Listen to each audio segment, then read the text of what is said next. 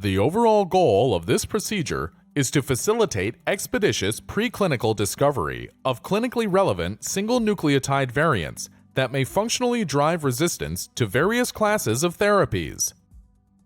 This method can help answer key questions in the oncology field, such as which gene mutations may contribute to functional resistance to therapies in the clinic that may ultimately guide improvement in therapies and alternative clinical management strategies for drug-resistant patients.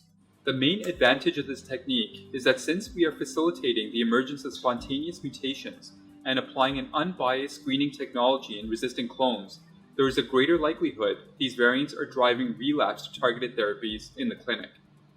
Demonstrating the procedure will be Xiaoling Puyang, a very talented investigator from my laboratory.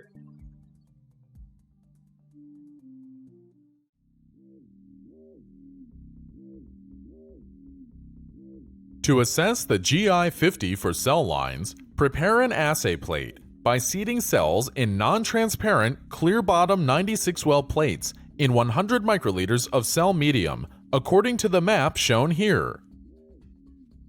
Prepare a control plate in a similar manner, adding cells to the blue wells and only medium to the white wells. After incubating the plates at 37 degrees Celsius overnight, equilibrate the luminescent cell viability reagent to room temperature and mix gently by inverting to obtain a homogeneous solution.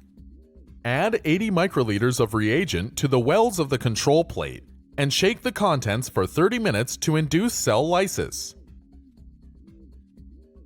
Use a luminometer with an exposure of 0.1 to 1.0 seconds and a detection wave.